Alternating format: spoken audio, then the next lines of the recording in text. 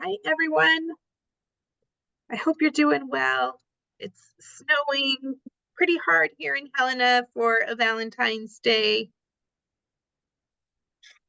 Happy Valentine's Day.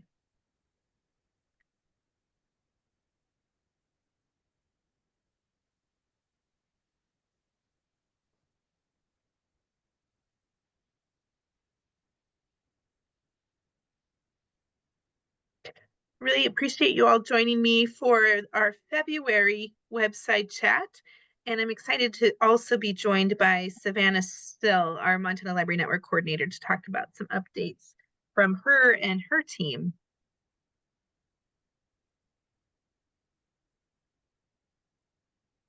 And forgive me just a bit, I'm feeling just a little bit hoarse today, but there's definitely capital crud going around. I know, hearing from other staff and colleagues that friends and family are feeling the winter crud going around. So bear with me a bit.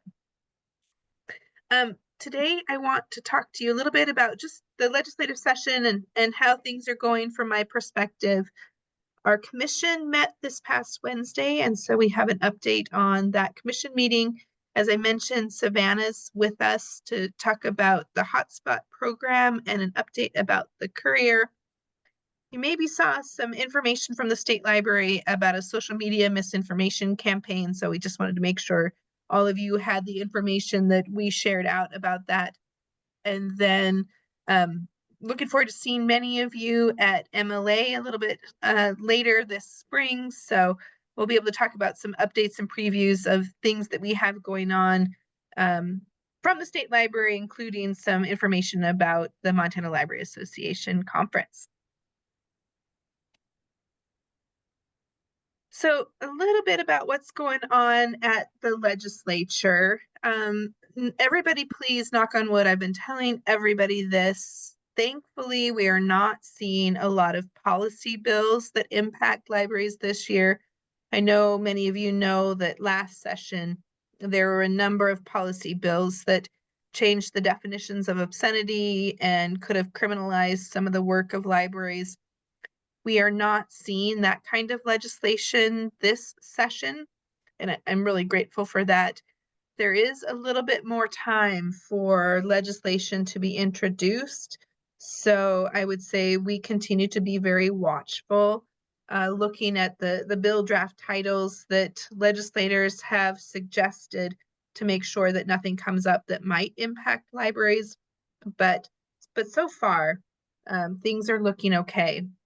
There are a lot of property tax relief bills, and many of those would impact local government funding. And while the state library and MLA isn't necessarily taking positions on those bills, we are definitely watching those bills so that we can be best prepared to answer questions that you might have, questions that your board might have about these legislation and when things get passed, and certainly some of these bills will ultimately get passed, how they might impact local government revenues. The state library budget is advancing through the legislative process. Our budget is heard before the Joint Appropriations Subcommittee on Education, and we had a hearing last month, really a 3-day hearing, where the committee was able to understand at a much deeper level the funds the state library receives and how we spend them, both in support of libraries as well as some of the other programs that the state library administers. Just this morning, our budget committee took action on our budget. What that means is they approved our base budget, and they also approved all of the funding that is in Governor Gianforte's budget for the state library. We're not seeing any new monies this session, but we do have our base budget along with inflationary increases for the coming biennium. I know that MLA has been working on trying to get some additional funding for our resource sharing asks. Those dollars at this point have not come to fruition, but we are talking about conducting an interim study on the impact of libraries in the coming legislative interim, and that's something that I'm excited about. and very optimistic that that will come to fruition. The one piece of legislation that is just starting to percolate a little bit is a bill that would require matching funds for the state aid that libraries receive from the Montana State Library. You'll recall that last legislative session, that state aid statutory appropriation was reauthorized. This year, there's a piece of legislation that would require a dollar for dollar match of local monies for that state aid. For local public libraries, that's really a non-issue. The state aid that we distribute equates to about 1% of local libraries' budgets. So you far exceed the match requirement that would be proposed through this legislation. Where we have some concerns is for the tribal colleges that are receiving state aid now. The tribal governments don't collect property tax revenue in the way that the counties do. So there really isn't a local source of funding that goes from tribal governments to tribal colleges. Tribal college funding is made up in large part by state and federal dollars. And the way this piece of legislation looks like it would be drafted, the state and federal dollars would not be allowed to be used as match for the state aid. So we are working with the legislator who's proposing this matching requirement to make them aware that we have concerns that this would impact our ability to make sure that the tribal college libraries receive state aid. So that bill has not been introduced yet. I hope in my conversations with him that perhaps he will not introduce it. If he does introduce it, I'm sure it would be something that the Library Association would oppose, and we would work closely with the Legislative Tribal Caucus to make sure that no harm is done to the tribal college libraries that now receive that funding. The last day to introduce new pieces of legislation is February 26th. So about 12 days from now, we'll sort of breathe a sigh of relief and know what, if any, kind of policy bills we'll be looking at, and then work our way through the rest of the legislative session. Today's day 30. So out of a 90-day session, we're now officially a third of the way through the session. Are there any questions about the 2025 session and how things are going? Anything you might be hearing locally that you have questions about that I could answer?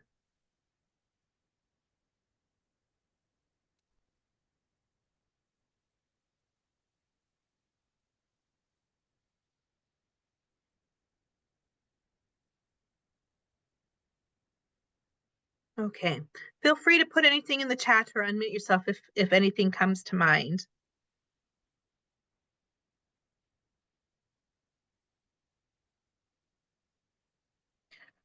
As I mentioned on Wednesday, the commission meeting had their February business meeting. I wanted to say a special congratulations to Marilyn Bennett, who's our Talking Books supervisor and outreach and electronic resources librarian. She was recognized at the meeting for 5 years of service to the state library, and we're just awfully glad to have her on staff. The commission spent a significant amount of time at this meeting talking about their goals for this year. I was happy that for the first time, they've really put some effort into articulating what goals they want to accomplish over the coming year. And we spent some time thinking about the commissioners and staff that would be involved in meeting those goals and a timeline to accomplish that work over the coming calendar year. Some of the goals, really the top 3 goals that the commission has, are around advancing trustee training. As you know, the commission is really interested in elevating the involvement and the education and awareness that local library trustees and boards have. And so we're going to start by understanding what percentage of trustees are receiving certification, the kinds of training that they're receiving, with a goal of trying to continue to improve our training offerings for trustees. We've been talking for really the better part of a year now, but in earnest in the last 3 or 4 meetings about improving our Excellent Library Services Award. And so that's now another goal of the State Library Commission. We're really interested in making sure that that recognition is something that's truly meaningful and of value to libraries, that it recognizes the great work that's happening in libraries. It may involve some reflection from patrons about the work of the libraries on their behalf. As you know, the Excellent Library Services Award application is currently posted, and we're accepting those award applications. This will be the last year that we'll be accepting ELSA nominations under the current criteria. And then our goal is to have revised criteria for the ELSA award available to libraries by next fall, by the October commission meeting. So look for more information about that. And then the commission has been having a discussion about the certification program and what kinds of trainings the commission would certify for the certification program that's required from the state library. So that's really the third goal that directly impacts libraries and library boards that I wanted to bring to your attention.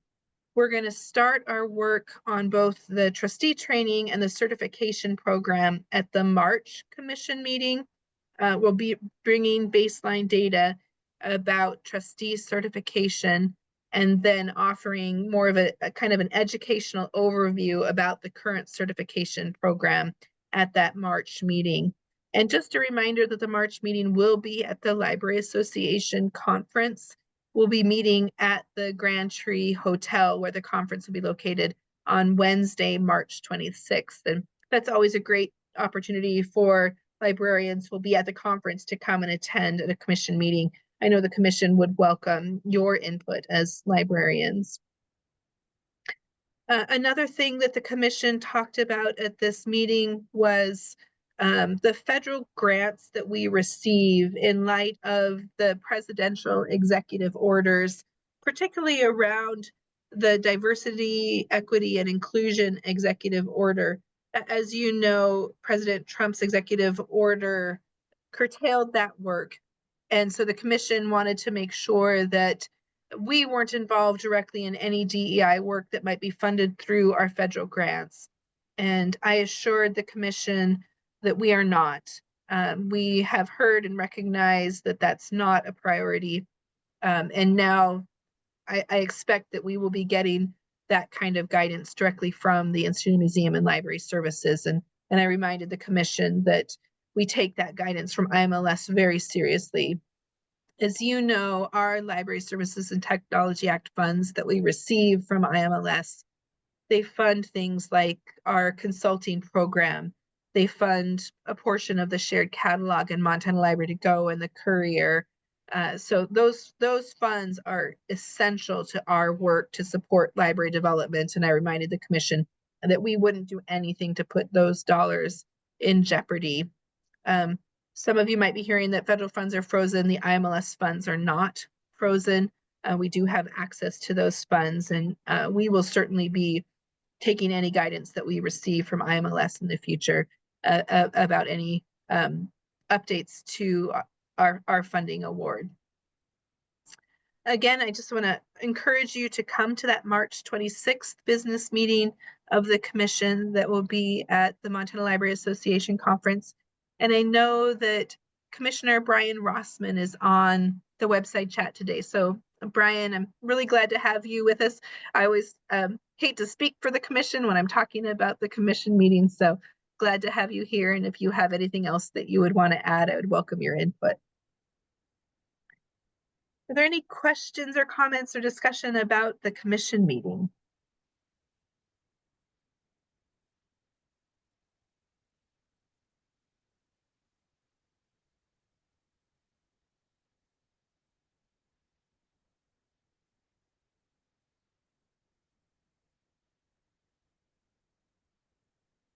All right, I'm going to turn things over to Savannah so she can give us a few updates. Savannah, thanks for being with us. Yeah, thank you. So I wanted to start off with a hotspot update, which is not a very solid update that I can give you. But I did want to let you guys know we have requested funds. We just do not have a current status of whether those funds will be awarded. If we are awarded, we are looking at potentially up to 4 years of continuing the program. These would be federal funds through NTIA. The last date that they have posted for notice is April 20th. I'm hoping we will have an answer before then, but we don't know when we're going to get that notification. There's always concerns of whether or not we, will or will not receive that funding. If we do not receive that funding, though, the program will sunset on June 30th through the Montana State Library.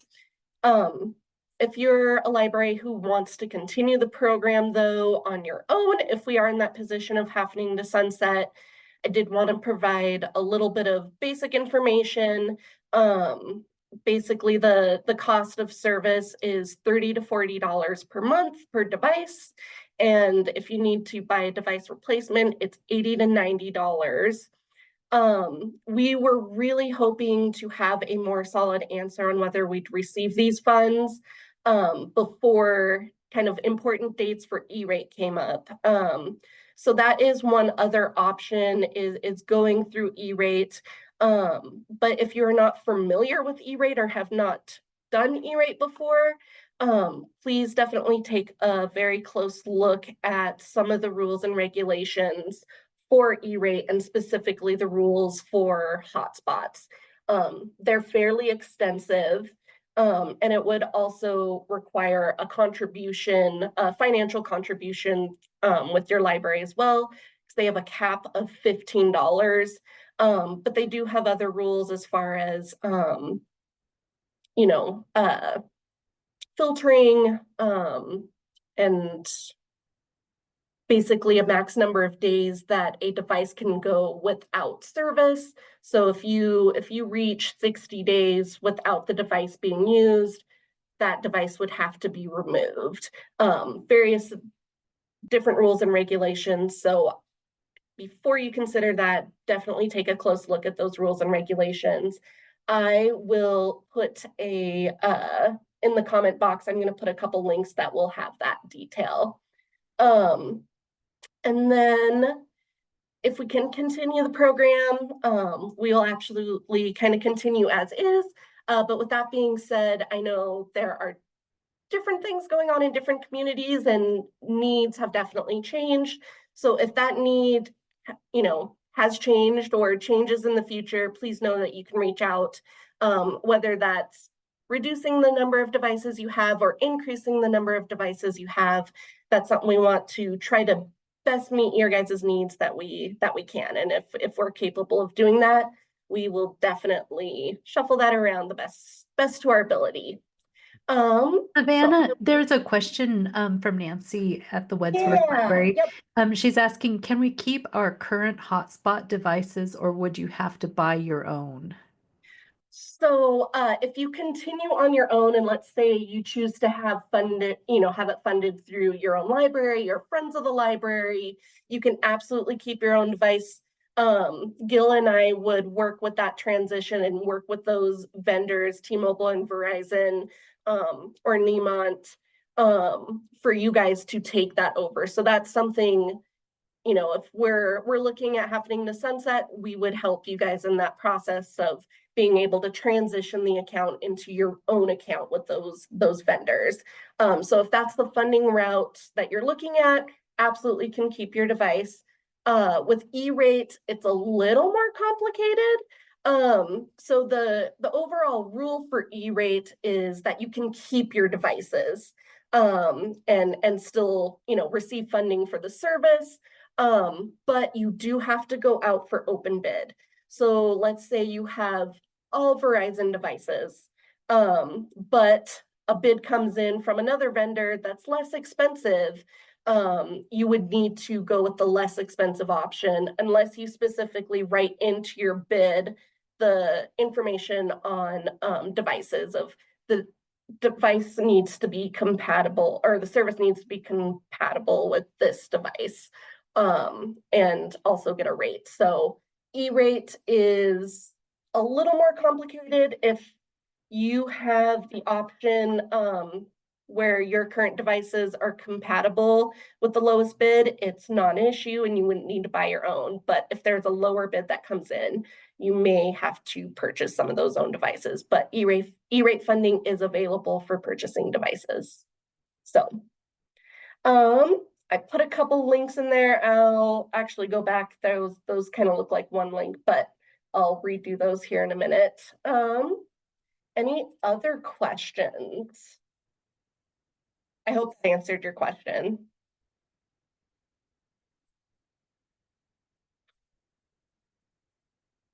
Perfect. And yeah, another thing, we are absolutely continuing the program as is right now. So you have any issues, please put in a ticket. After I'm done talking, I'll put in a link for the ticket system as well. So yeah, we're continuing on. Hopefully we'll have the option and get good news and be awarded to continue the program as is. But yeah, right now, we are absolutely still working the program. So if you have any changes or a device isn't working, please definitely reach out. All right. Any other questions on the courier? Or I mean on the hotspot program? If there's not, we'll move on to the courier. All right. I'll have you go to the next slide, Chloe. Thanks, Chloe. All right, so courier update. Some of you on the call may be, currently served with the courier, but some of you may not be. But I do want to let those know this is a requirement for us to go out to bid. So every 7 years, we have to open it up, put it out for bid to anyone, and we are on that timeline. So it's been 7 years, we got to put it out for bid. It is currently out for bid, and we do have some companies reaching out with some clarifying questions. So it is officially out there and open. It will be open through March 13th. And what we want is for the service to basically roll over nicely, not have any major interruption in the service, and have the service begin at the start of the fiscal year, which is July 1st. One thing that we are looking at though is potentially, instead of having one singular company that wins the award, we're looking at the potential of having a multiple award option, which would allow more regional courier service and hopefully be able to expand the courier service. So we kind of have the bid written up into 2 sections, looking at the ones that are currently on the courier service, but we have also asked for information and ability to serve the locations that are currently not on the courier. So that will give us a better idea of what companies are out there, what regional courier options could we be looking at, and that way we've got some real solid quotes and financial information. So if there is a great option for a region that's currently not served, that's something where we can reach out to those libraries or those federations and let them know that that could be an option. So if there's regionally an interest for joining the courier or starting or joining a sharing group and to be on the courier service, that is our hope with having this out for bid. We're really hoping that we'll be able to expand the courier in the future. So fingers crossed that we'll get multiple bids and have a better idea of how we can expand the program and support those who currently do not have that option. So if that is something you're interested in, please know we're definitely trying to make sure that we can have that service for you guys too. And we're hoping we'll have some bids to help make that happen. So do we have any questions about the courier and the contract going out?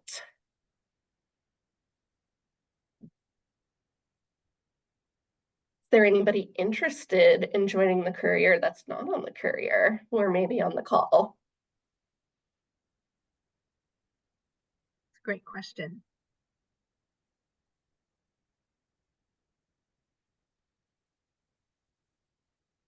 Great team. Awesome. It's very great. All right. Nice. Nice. Well, Savannah, thank you so much for these updates. Everyone, we just wanted to keep you in the loop on some activities that were happening here that we know will impact all of you, especially the hotspot program. If that program has to come to an end, we want to give you as much of a runway as possible to plan for that.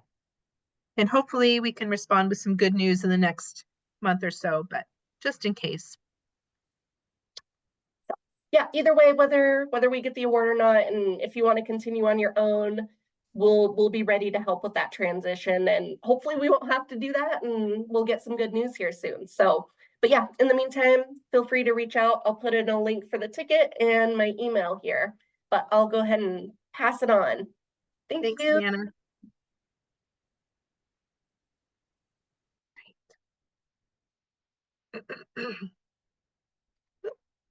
Sorry, I'm clicking away here. Let's see if I can get back.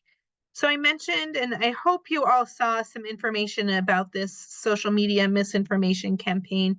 3 different libraries brought this to our attention on Tuesday afternoon. So some of you may have seen this sponsored ad in your social media feeds. We wanted to make sure that you and your staff can confidently respond to this misinformation campaign if you're receiving questions in your libraries. We have done a little bit of digging. I did share this information with other state librarians.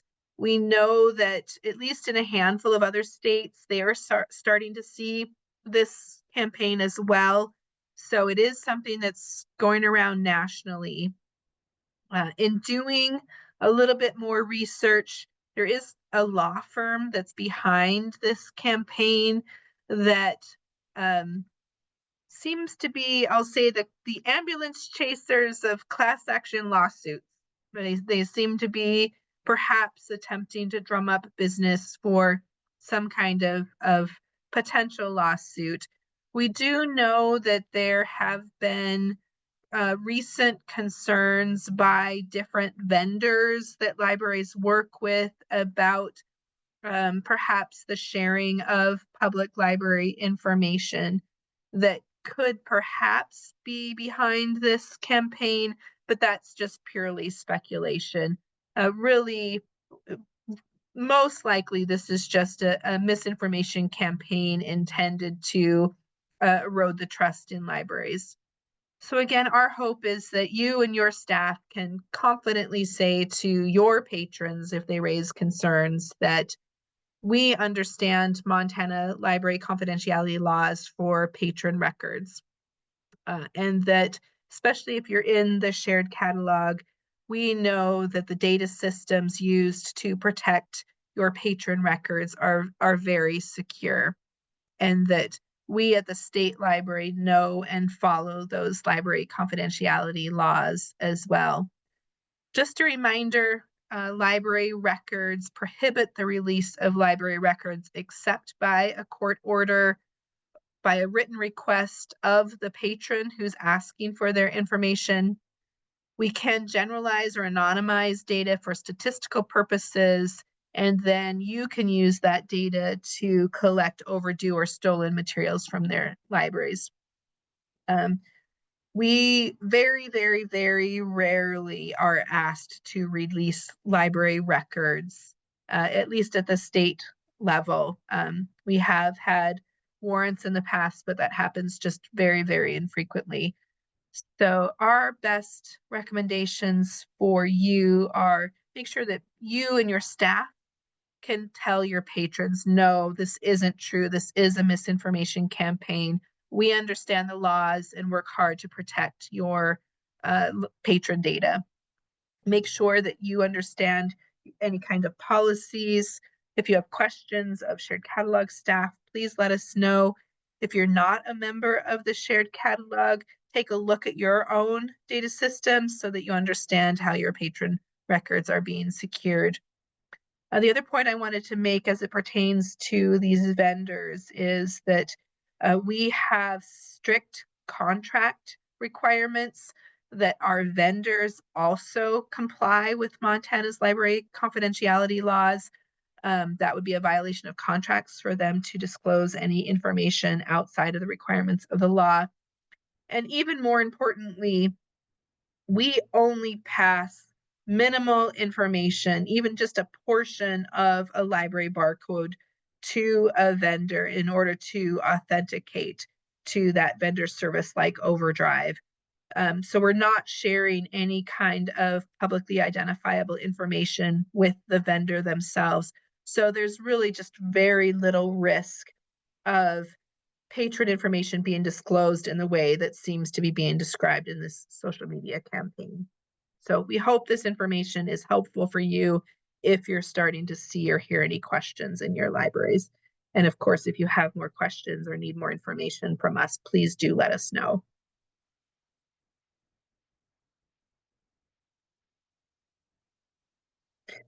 I'm curious if any of you have seen that campaign in your own feeds. Like I said, I know 3 librarians reached out to us earlier in the week that they had seen it.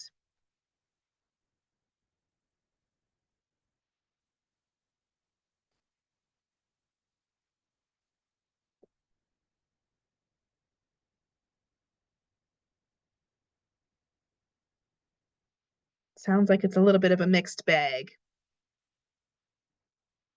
Great, great.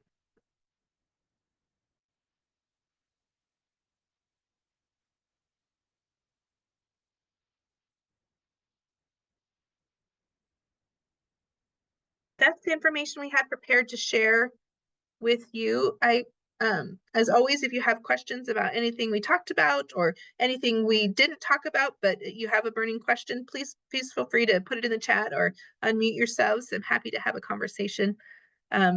We have an evaluation survey. We always love your feedback on how we can continue to improve the website chat for you. We will not be doing one in March because we'll get to see each other in person at the conference. I'm really looking forward to that. So our next website chat will be April 11th. I did want to mention that in addition to the commission meeting at the conference, we will be having a conversations with the commission session. That will be an open time for a facilitated conversation with the commission. Tracy Cook's going to be involved in facilitating that discussion. That will be on Thursday morning. I think it's one of the first sessions of the conference.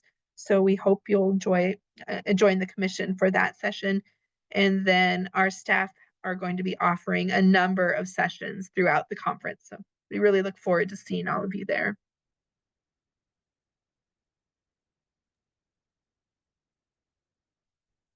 Jenny, hi, this is Butte. I just wanted to say thank you for being so responsive about the misinformation. That was really helpful. Oh, Steph, I'm so glad. You're very, very welcome. Yeah, I just really feel like if we can tell staff, you know how to respond. Let's just put this information to bed right now. It's the best approach. Very much appreciated. Thank you again. You're welcome. And thanks to Amy. Amy and her team were largely behind the talking points. Amy, I'm applauding for you. All right. Thank you so much for joining us. We're going to conclude our session today. Look for the recording on our YouTube channel and in ASPeN a little bit later today. Thanks so much, everybody. Thank you all. Again, happy Valentine's Day. Stay warm and safe out there.